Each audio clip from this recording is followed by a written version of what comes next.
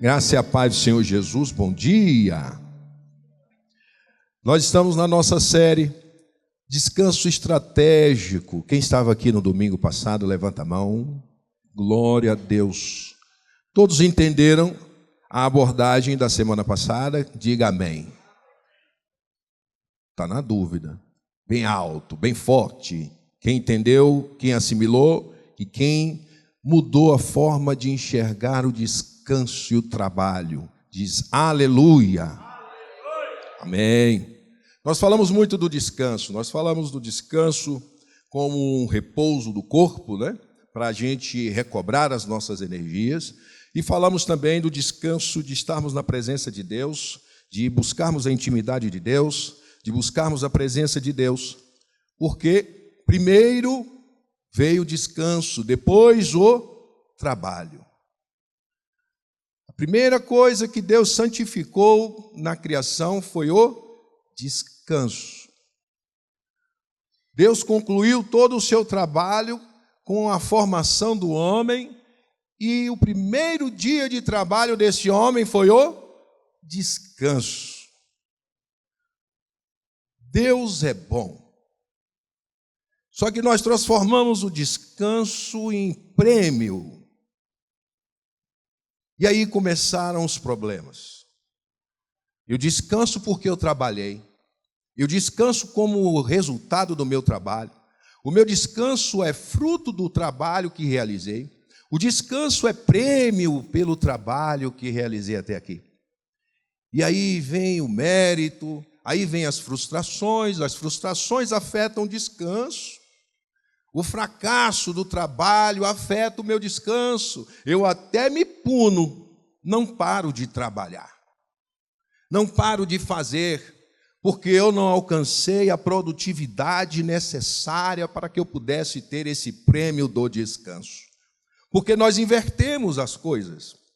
O nosso Deus nos deu descanso. E nós falamos aqui que esse descanso é com um tempo de contemplação. Primeira coisa que Deus santificou foi o nosso tempo de contemplação ao Deus Criador de todas as coisas. Deus não formou trabalhadores para si. Deus não estabeleceu o homem para que ele fizesse coisas para ele.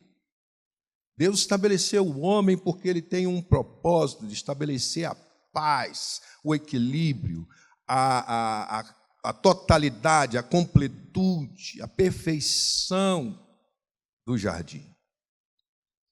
Portanto, descanso não é resultado do trabalho. O nosso trabalho é fruto do descanso. Quem descansa no Senhor, quem busca intimidade com o Senhor, então trabalha. Trabalha para ser bênção, trabalha para estabelecer a paz, trabalha para estabelecer a generosidade e a comunhão. Falamos muito sobre o descanso e tenho certeza que a visão, se não de todos, mas da ampla maioria, mudou. Porque a ignorância quanto àquilo que a palavra de Deus diz gera fracasso, derrota e frustração. Mas agora eu sei que o descanso foi feito para o homem. O descanso foi estabelecido para que esse homem pudesse ser luz e sal, para que ele pudesse ser vida e paz. Portanto, começamos pelo descanso. Mas alguém pode dizer, então, vou vagabundar. Trabalho é um mal. Se o bom é o descanso, então, para que trabalhar, né? Vamos descansar, né, Gil? Vamos salvar o trabalho agora? Vamos falar do trabalho um pouco nesse início? Primeiro, Deus estabeleceu o descanso, o santificou. Mas, em Gênesis 2:15, o Senhor estabelece um trabalho. Diz que Deus pegou este homem e o colocou no jardim do Éden para que o cultivasse e o guardasse. Isso é o quê? Trabalho. Então, o que se conceitua como trabalho por aí não é um mal necessário, como muitos dizem. É um mal necessário. Tem que fazer isso, tem que comer, né? Tem que pagar as contas, né? Quem aqui trabalha? Levanta a mão.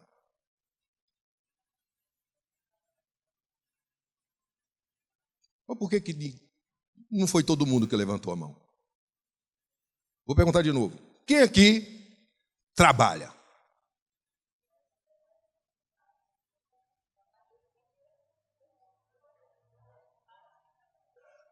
Primeira informação importante para nós. O trabalho não está relacionado a uma retribuição monetária. Trabalho não está relacionado com uma contrapartida financeira ou patrimonial.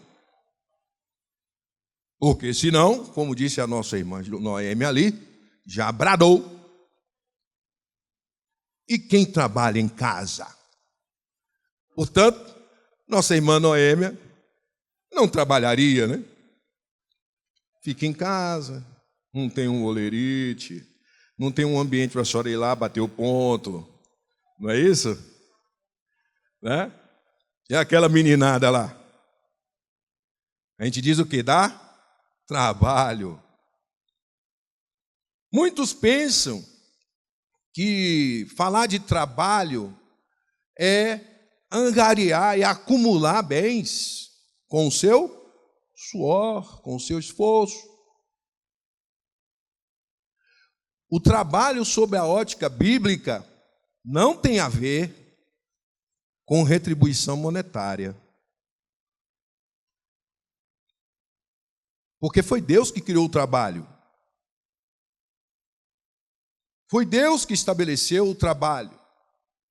Deus colocou o homem no Éden e disse que ele deveria cultivar e guardar. Em algum momento Deus disse que o homem tinha que trabalhar para a sua sobrevivência, que ele tinha que ir lá, porque senão ele não comia. Tinha tudo. Em nenhum momento Deus fez o homem, colocou no Éden para realizar um trabalho para que ele sobrevivesse dele. Deus estabeleceu o trabalho para que se estabelecesse a paz, para que se estabelecesse o equilíbrio, para que se estabelecesse a completude. Há uma palavra hebraica que se chama shalom. A missão que Deus deu ao homem no Éden para cultivar e guardar é para que fosse mantido aquele jardim em paz, equilibrado, suprido, guardado, pleno. Deus não colocou o homem, estabeleceu um trabalho para que ele sobrevivesse dele, mas que ele mantivesse a plena paz estabelecida. Quando Deus diz, haja luz e houve luz. Deus colocou o homem no Éden para que por meio do trabalho, ele mantivesse a ordem. Porque quando Deus diz, haja luz, ele diz, haja ordem em meio ao caos que estava estabelecido. E aí ele coloca o homem no Éden e diz, cultive e guarde. Não disse, trabalhe para comer. Trabalhe para suprir sua necessidade. Ele diz, cultive e guarde. E mantenha shalom. Mantenha a paz plena, completa. Portanto, o meu trabalho, o seu trabalho, pode chamá-lo de secular ou religioso, porque não há diferença. O trabalho bíblico não importa se são serviços religiosos ou se é uma cirurgia cardíaca,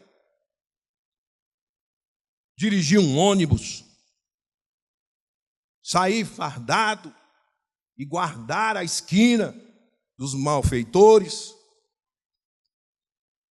O trabalho, sob a ótica bíblica, é para que nós mantenhamos a paz, a plena paz, a ordem, para a glória de Deus. Não importa o que você faça ou eu faça, importa é que o nosso Deus deve, por meio do nosso trabalho, ser glorificado. E que nós estabeleçamos e mantenhamos ou alcancemos ou restituamos a paz. A partir daí, a pergunta que nós devemos fazer para nós mesmos: o que o meu trabalho tem contribuído para a paz, para a ordem, para a bênção, para o equilíbrio, para a totalidade, para a bênção? Porque se trabalho for para eu ter contrapartida patrimonial, financeira, ou mesmo alimentícia, o que fazer da dona de casa? O que fazer? Todos nós estamos inseridos nessa missão de, por meio do nosso trabalho, estabelecermos a paz, a bênção, o equilíbrio, a ordem. E aí nós vamos abrindo. Se é para isso, cada área da nossa vida tem uma responsabilidade para que se estabeleça a paz. O seu relacionamento com o seu filho, o seu relacionamento com a sua esposa, o seu relacionamento com a sua família, o seu relacionamento no trabalho, glorificam a Deus. Nós estamos em tempo de descanso. Descanso estratégico.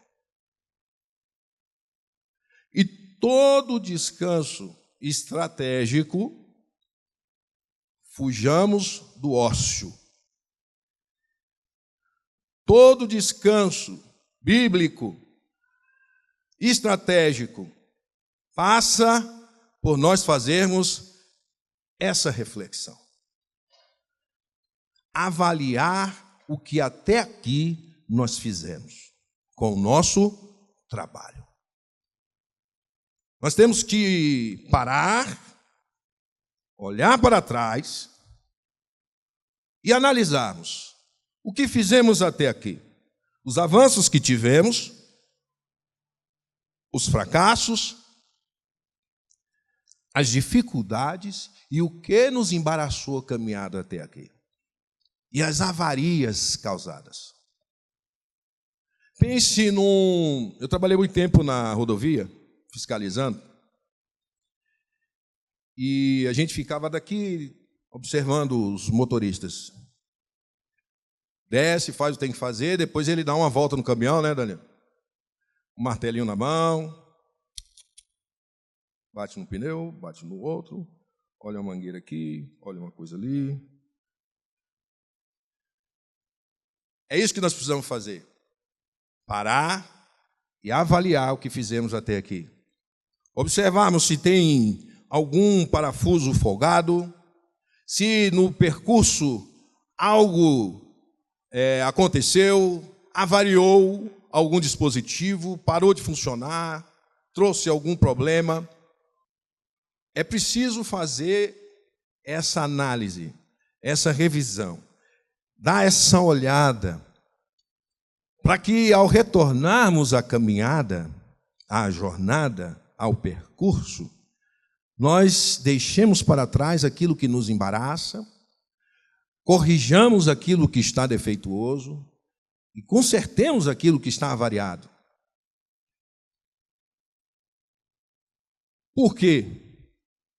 Porque o nosso trabalho é para a glória de Deus. Porque há um que é destinatário do nosso trabalho. E nós precisamos realizá-lo com todo nosso esforço, com todo o nosso vigor, para que o nosso trabalho estabeleça ou contribua para a plenitude da paz. Para que nós voltemos ao Éden e guardemos e cultivemos o jardim. O nosso trabalho não é para nos suprir as necessidades, como eu disse, alimentícia, patrimonial, ou sucesso, visibilidade. Nosso trabalho é para que a paz se estabeleça. Se eu sou um formado em direito, advogado, onde o meu papel, o meu trabalho glorifica a Deus. Se eu sou um médico, onde o meu trabalho, o que eu exerço, glorifica a Deus. Se eu sou uma dona de casa ou um dono de casa, onde o meu trabalho glorifica a Deus. Como pai, como o meu trabalho glorifica a Deus. Como esposo, como o meu trabalho glorifica a Deus. Como filho, quantos jovens tem aqui? Onde o seu trabalho como filho glorifica a Deus? Essa é a avaliação que nós devemos fazer hoje. E eu quero tratar apenas, mais adiante, de um ponto que eu tenho certeza. Nós atingimos aqui pais, filhos, esposa, mulheres, homens, jovens, idosos. O mundo superconectado. Mais de 70% das pessoas sofrem de depressão por estar superconectado. Isso impacta o nosso trabalho, como pais, como filhos, como esposo, como esposa, como mulher, como mãe. As multitelas nos tirou a atenção dos nossos filhos, da nossa esposa, do nosso esposo, dos nossos pais. Não temos olhos para os nossos filhos, para os nossos pais, para a nossa família, para os nossos negócios. Até os agentes de segurança. Antigamente, o Vanderlei está ali, né? Antigamente você via uma viatura parada e 2 agentes de segurança atentos.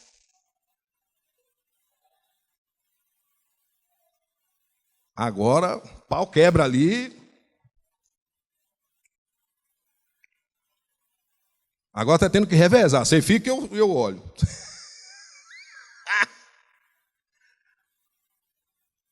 O filho está pulando a janela.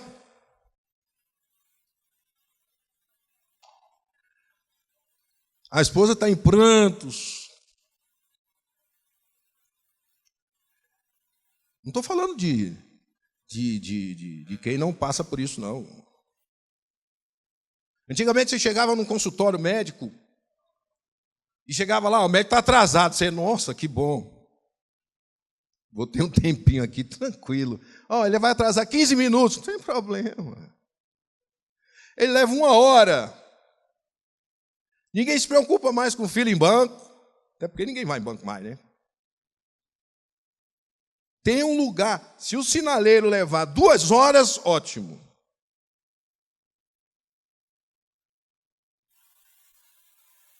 E isso está afetando a todos nós.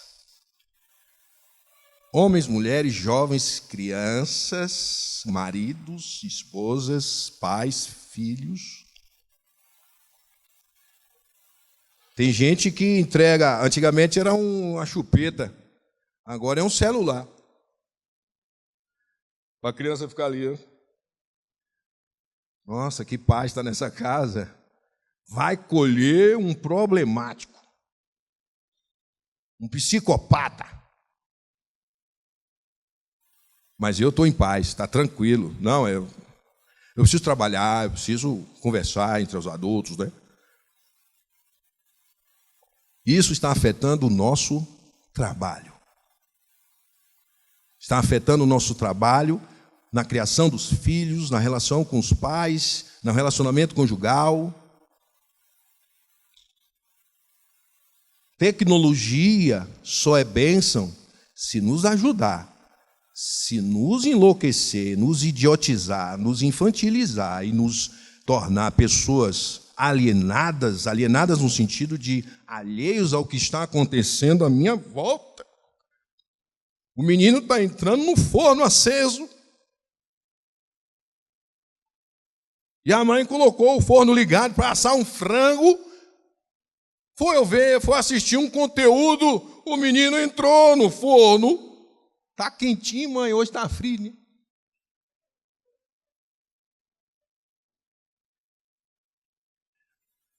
É isso hoje nós precisamos abandonar.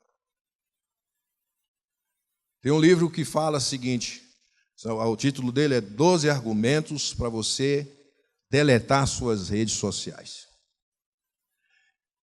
Um exemplo que ele dá é que ele compara um gato e um cachorro. Ninguém consegue fazer um conteúdo usando um gato. Alguém controla gato? Alguém consegue controlar um gato? Gato tem juízo? Alguém consegue colocar o gato paradinho lá, vai fazer o que eu quero? Ele não faz. O cachorro, se você ficar recompensando ele, um bifinho aqui, outro ali, passando, aí isso, senta, levanta, ele faz tudo o que você quiser. Em relação à superconexão, sejamos gatos e não cães. Porque estão estabelecendo, não sei como é, coletivo de gatos, de cães, né? Uma matilha, sei lá, matilha, né? Uma matilha de cães. Tudo que o idealizador quer, o cão faz. Ele diz, sejamos como gatos, porque ninguém controla gato. E nós estamos nos perdendo nas multiconexões, nesse mundo superconectado. As coisas estão nos distraindo. As redes sociais hoje são um ambiente de recompensas e punições. Sabe qual é a recompensa da rede social? A atualização de conteúdo. Toda vez que seu dedinho faz isso aqui, ó, ele te dá uma recompensa. Vem um conteúdo novo. É ou não é? Alguém? Não é, não? Toda vez que o seu dedinho faz isso aqui, ó, ele te dá um conteúdo. E aí, como cães,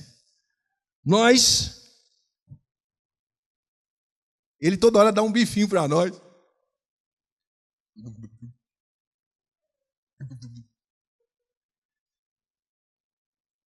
E aí o menino entra no forno, pula da janela. Por quê? Eu não paro. Porque toda hora ele me premia. Toda hora ele me dá um bifinho. E aí a panela... esses dias, eu não faço muito isso, mas ouço muito conteúdo. Eu uso muito o YouTube. Cristina fala assim, ó, não vai deixar a panela queimar, viu, não? Rapaz, para que você está falando isso para mim? Boto lá, rapaz, tá aquela fumaceira. E eu assim, não, deixa ela saber, não. Aí eu, nossa, meu Deus, joga agora essa panela. E o trem tá, a mandioca tá... Meu Deus, eu estava aqui atento no negócio. Aí ela vem, queimou aí. Eu fui, o Fred, o cachorro, entrou aqui, rapaz, isso o quê? A nossa produtividade vai lá embaixo. No trabalho, eu vi um tempo atrás, um cidadão, dono de uma empresa, e proibiu o uso de rede social. Estabeleceu tempo. Porque, como é que faz? Um produto que precisava ser entregue numa manhã, levou o dia inteiro. Relacionamento conjugal. Eu não sei o que está passando com a minha esposa, porque eu não tenho olhos para ela. Eu não tenho olhos para discernir o que está acontecendo. Você anda nas ruas, pessoas colocam cadeiras na porta. Antigamente era para bater papo. Você vê todo mundo, ó. Na sua empresa, lá onde eu moro, tem uma senhora que tem uma banca de coco. Chega cedo, viu? 7 horas. Tá lá. Sentada. O vendedor não se preocupa nem com o cliente mais. Eu não sei como é que está na feira. Eu tenho um problema para ir em feira, eu tenho uma dificuldade. Porque antigamente o cara ficava lá, olha o limão, cliente, ok, tal. Aí eu boto o preço lá. Ué. A pessoa entra na loja. Pois não. Só tem esse tamanho aí. Ah, não quero mais não. Obrigado. O ganha-pão dela. O que nós estamos falando aqui é grave. É grave. Jovens estão deprimidos, melancólicos, isolados. Porque o pai ou a mãe ou ambos estão conectados. Ele conectado de cá, navegando por sei lá quais ambientes, e o pai e a mãe conectado de cá. Tem um promotor de São Paulo, da área criminal, ele falou assim: pai que conhece filho, no olhar, ele sabe que tem um problema. Pai que cuida dos seus filhos, no olhar, ele sabe que tem alguma coisa acontecendo. Mas os pais tiraram os olhos dos filhos. Não tem olhos para os seus filhos. Não sabe o que está se passando. Não olha aquele olho dele com a pupila dilatada e os olhos mexendo. Não vê o semblante opresso, porque não tem olhos para ele. Tem olhos para o notebook, para o tablet, para o celular. E recebendo suas recompensas. E o tempo passando. Filhos adoecidos, esposas adoecidas, maridos adoecidos.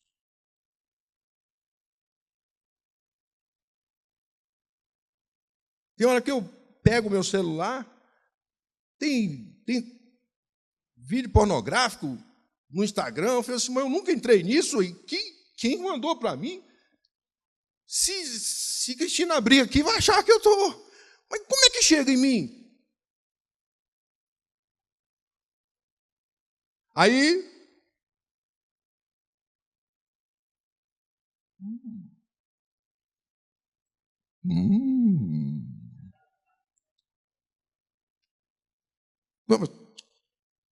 Só estou vendo.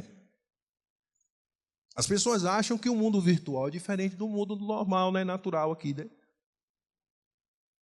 Se eu estou com minha esposa aqui, passa uma senhora, não está errado. Mas aqui...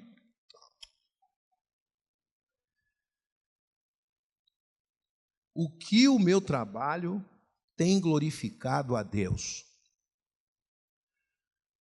O meu trabalho como esposo, como filho, como pai, como mãe. Porque o trabalho é criação de Deus para a glória dele.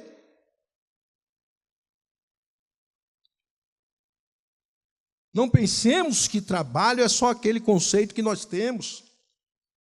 Tudo que fazemos é trabalho. Tudo que nós realizamos é trabalho. E como glorificar a Deus com o nosso trabalho? Vigiando, abandonando certas práticas. Por isso, esse momento de descanso estratégico é fundamental. Porque quem está de férias aqui? Férias escolares, férias do trabalho.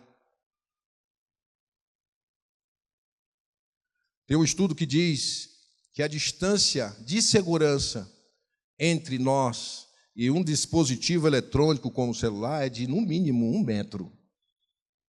Menos do que isso. Tudo que acontece nele, minha visão periférica pega.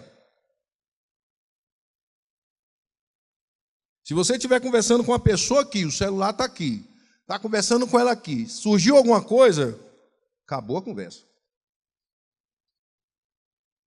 Sua mente agora está dominada por esse movimento simples de um acender de luz.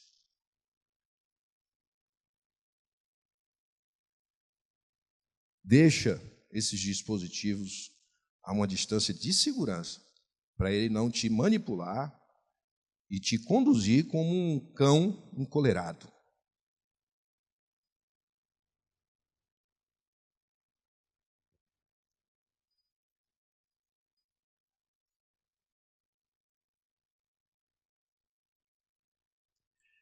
Salmo 139.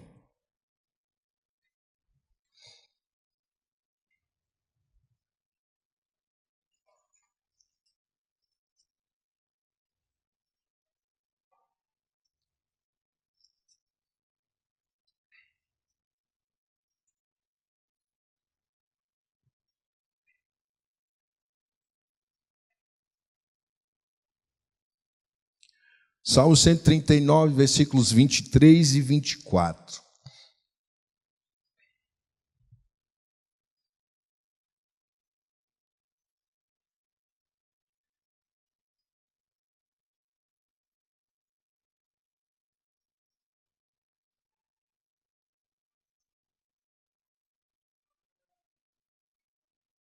Diz assim: sonda-me, ó Deus, e conhece o meu coração.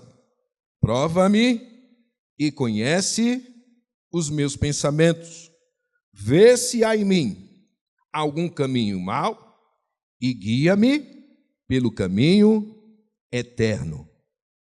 Sonda-me e conhece o meu coração, prova-me e conhece os meus pensamentos. Vê se há em mim algum caminho mau e guia-me pelo caminho eterno. Vê se o meu trabalho glorifica a Deus. Vê se minhas obras enaltecem o nome do Senhor. Vê se as minhas obras são eternas e não temporais. Vê se a minha semeadura é na eternidade ou nas questões voláteis do mundo atual. Mas ele diz: sonda-me. Quem tem coragem de diante de Deus dizer: Senhor, sonda-me. Sondar aqui é como lavrar a terra, revirar a terra, trazer à superfície aquilo que está escondido na terra.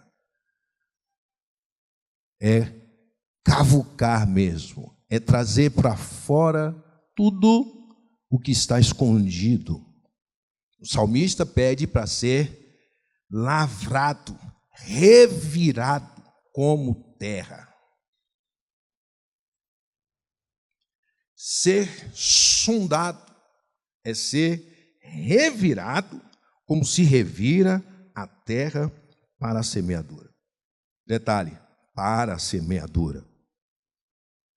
Deus tem que nos revirar para que todo pedregulho, cascalho, raízes mortas, ervas daninhas sejam tiradas e nos tornemos terreno fértil para a sua semeadura. E aí nós vamos andar pelo caminho eterno com o nosso trabalho, glorificando a Deus. Ser provado, ele diz, prova-me. Ser provado é purificar o metal. É tirar todas as escórias do ouro e do metal por meio do fogo. É preciso coragem para fazer essa oração diante de Deus, para que tudo aquilo que não o glorifica, tudo aquilo que por meio do trabalho não o glorifica, ser tirado, lançado fora, para que nós sejamos terra fértil. É preciso coragem para fazer essa oração diante de Deus. Um sociólogo, numa audiência pública, ele falou algo interessante sobre jogos muito comuns hoje, né? Eu passava de carro ali perto da pecuária, eu vi um pessoal sentado na frente de uma distribuidora. Eu nunca parei para olhar o que estava passando. Eu achei que era um jogo. Jogo de futebol, só alguma coisa assim, os caras estão bebendo ali e assistindo, né? Aí meu genro falou assim, não, é aposta. Ficou meia dúzia de cara aqui, ó, apostando. E esse sociólogo, ele falou algo interessante, ele diz, olha, se fizessem com o jogo o que o poder público faz com droga, maconha, cocaína, o que o poder público faz com drogas ilícitas? Todo tipo de aviso, todo tipo de recomendação, ninguém toca. Se fizesse com o jogo o que se faz com droga, porque de fato é um vício. É um vício que as pessoas precisam saber que, como droga, destrói a casa, destrói a família, destrói a vida, destrói a saúde. É preciso falar dos problemas como se trata de droga. Essa minha conduta, esse meu trabalho que não glorifica a Deus, ele precisa ser expulso, rejeitado. Eu tenho que ter repugnância por aquilo que não glorifica a Deus. Como pai com os meus filhos, como mãe em relação aos meus filhos, como esposo em relação à minha esposa, como esposa em relação ao meu esposo. Aquilo que não glorifica a Deus, o Criador do trabalho, aquele que estabeleceu o trabalho,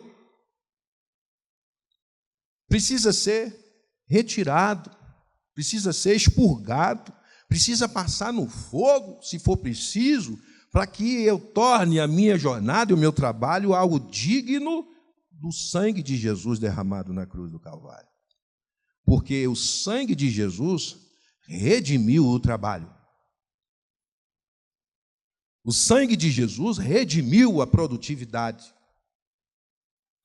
O sangue de Jesus nos levou novamente para, como eu falei no domingo passado, ao projeto 1.0 de Deus com a criação do homem. Então, essa oração é para quem de fato identifica as suas dificuldades, os seus problemas e os recusa, os rejeita. Porque só Deus é capaz de revirar o nosso interior. E nós precisamos avaliar a nossa jornada, trazendo à tona as nossas dificuldades. Esse autoexame que nós precisamos realizar. Lá em 1 Coríntios, capítulo 11, versículo 28, todos conhecem, que diz: examine-se o homem a si mesmo, e assim coma do pão e beba do cálice. Existem 3 obstáculos para que nós façamos esse autoexame. 3 obstáculos. O primeiro é a ilusão de que temos controle de tudo. Há quem pense que tem controle da situação. Há quem se iluda achando que carregando essas mazelas dá conta de contorná-las e continuar caminhando. Isso é ilusão. O fruto disso, sofrimentos desnecessários. Porque o Senhor nos chama para sermos sondados e provados, para que sejamos terra fértil. Frustrações, sofrimentos e decepções vêm quando nós achamos que temos o controle das circunstâncias. E nós não temos o menor controle de absolutamente nada. A gente pode expirar nos próximos 5 minutos. Não é expirar. Morrer. Alguém tem garantia que vai estar vivo daqui 5 minutos? Não está no nosso controle. 2 Coríntios 12, 10. O apóstolo Paulo, quando fala do espinho na carne, ele diz que busca a Deus mais de uma vez. Ouve de Deus o quê? A minha graça te basta, porque o meu poder se aperfeiçoa na fraqueza.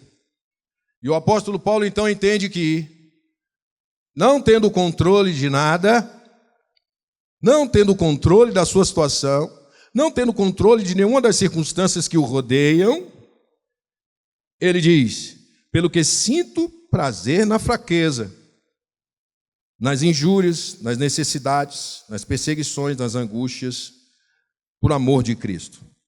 Porque quando sou fraco, então é que sou forte.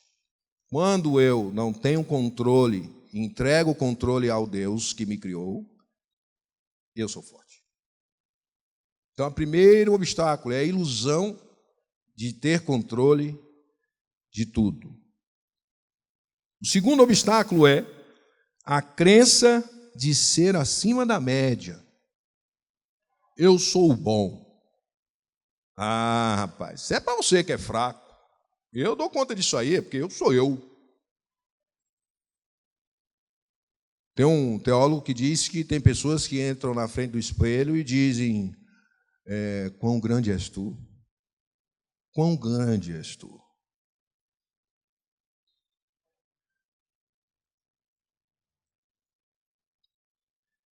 É também chamada de ilusão da superioridade.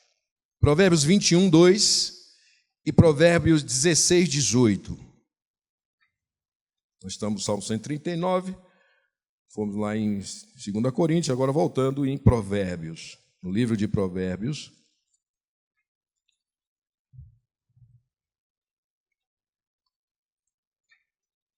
Provérbios 21, 2.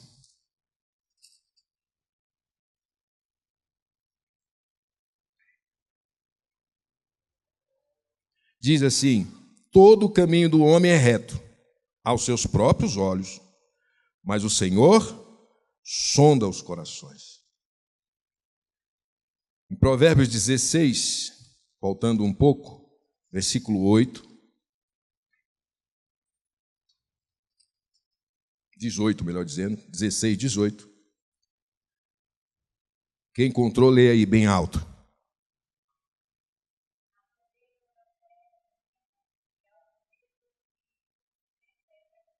Amém. Os que se sentem superiores, melhores do que realmente são, esses dificilmente terão seu coração sondado. Farão esse autoexame. São soberbos, altivos, egocentristas, cuidam dos seus próprios interesses e se acham melhores do que qualquer outra pessoa, talvez até do que Deus. E o terceiro obstáculo ao autoexame, de olhar para dentro de si e identificar problemas. Otimismo não realista. Vai dar tudo certo, fazendo tudo errado.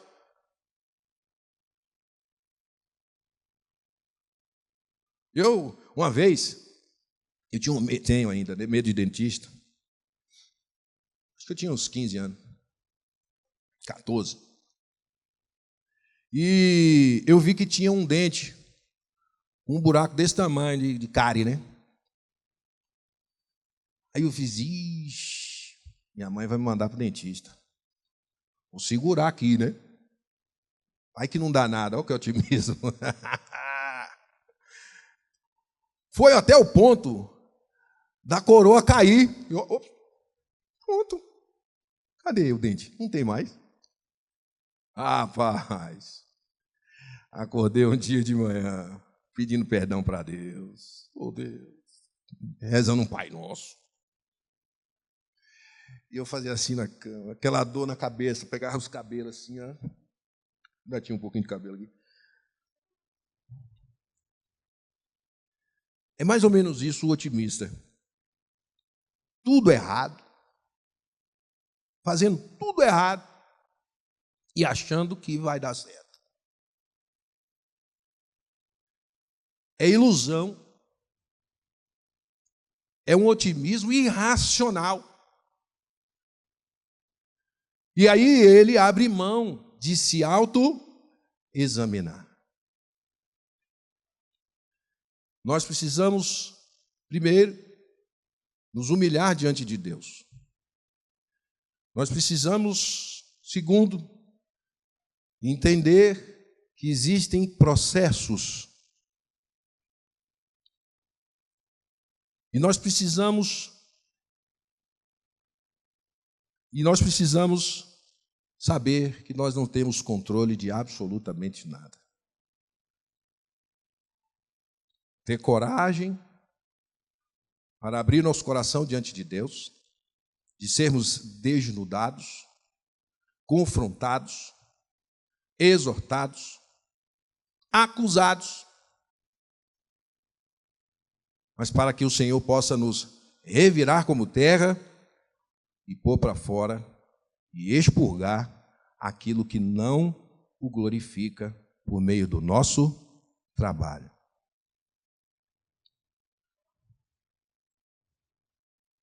Um exemplo do que Deus faz na vida daquele que reconhece os seus problemas, o seu pecado, as suas debilidades e se deixa desnudar.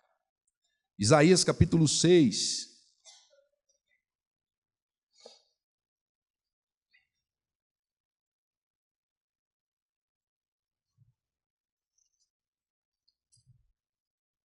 Isaías capítulo 6, a partir do versículo 1.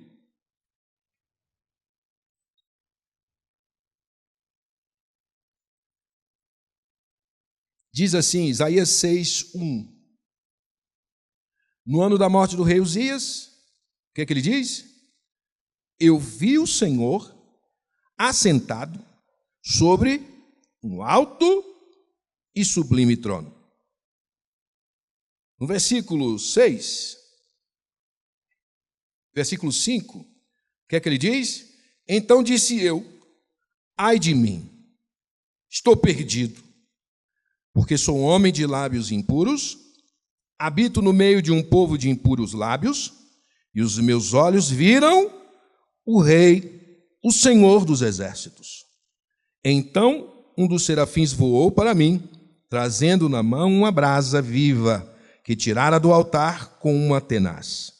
Com a brasa tocou a minha boca e disse: eis que ela tocou os teus lábios, a tua iniquidade foi tirada e perdoado o teu pecado. Depois disto, ouvi a voz do Senhor que dizia: a quem enviarei? E quem irá por nós? Disse eu: eis-me aqui, envia-me a mim. Esse é o processo daqueles que se deixam sondar e desnudar diante de Deus. Teve sua iniquidade e o seu pecado tirado. E se tornou terra fértil para manifestar a glória dos filhos de Deus. Como esposo, como esposa, como filho, como mãe, como pai. Sonda-me, ó Deus. Prova-me. Vê se há em mim algum caminho mau e guia-me pelo caminho eterno. Tempo de descanso, ele é estratégico e será estratégico. Se chegarmos em agosto, lançando fora todas essas escórias, para que o nosso trabalho, de fato, glorifique a Deus. Essa é a oração que nós precisamos fazer. Essa é a reação daqueles que entram na presença de Deus. Ai de mim. Mas vem o Senhor com uma brasa numa tenaz e nos santifica. Tira de nós todo o erro, todo o pecado, toda a iniquidade e nos envia para que o nosso trabalho glorifique ao Senhor. Esse é o processo. E graças a Deus que nos dá o tempo do descanso, porque o tempo do descanso é para que nós nos tornemos melhores. É para que nós estabeleçamos uma comunicação com Deus, muitas vezes perdida.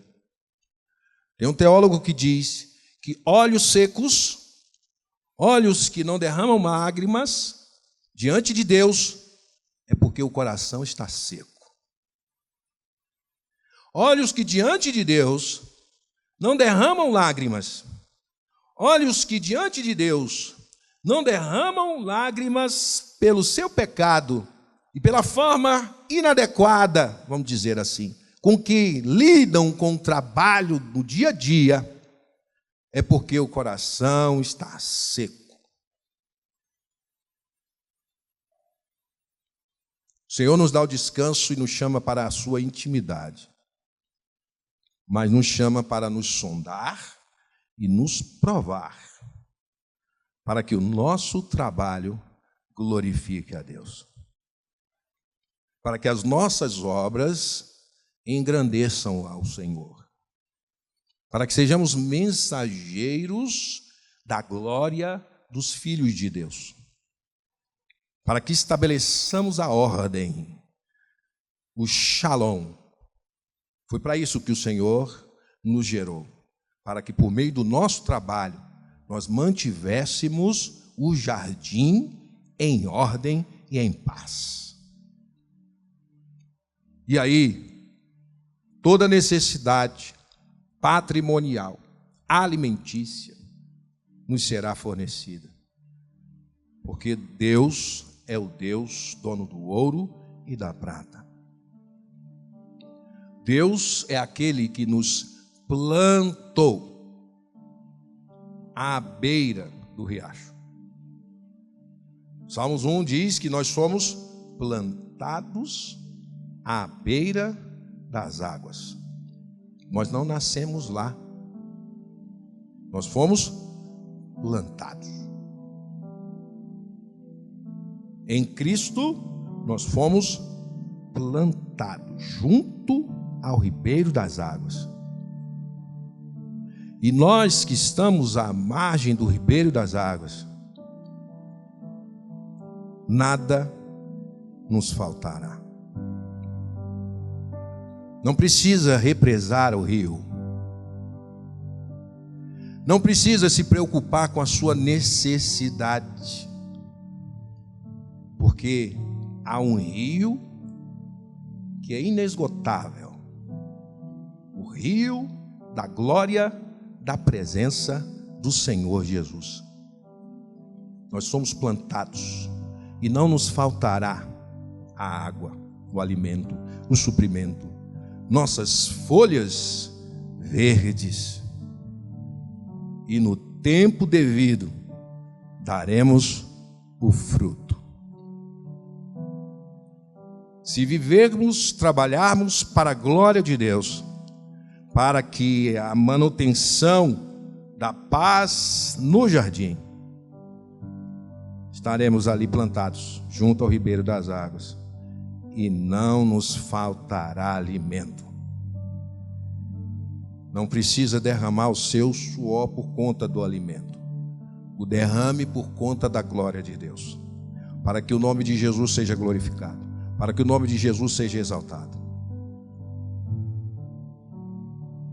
Seus filhos, suas esposas, nossos esposos, nossos pais, carecem do nosso olhar.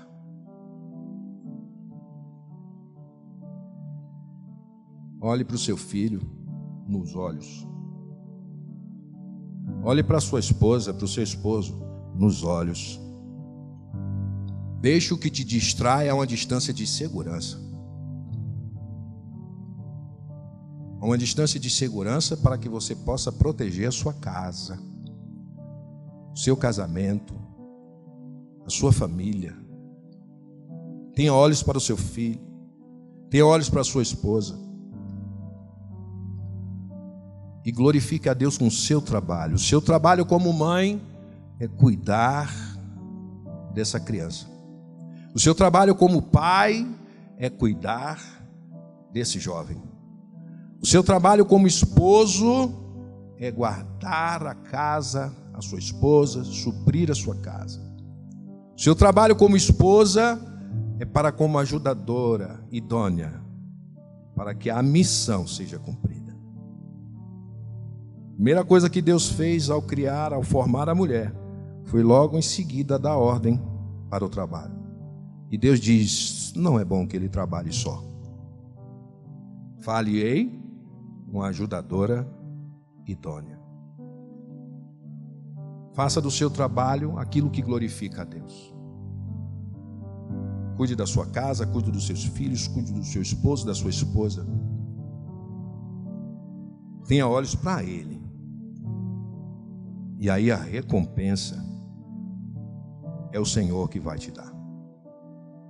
Não é um tecnólogo, um engenheiro de tecnologia que bem articuladamente pensou uma forma de te escravizar, como cão.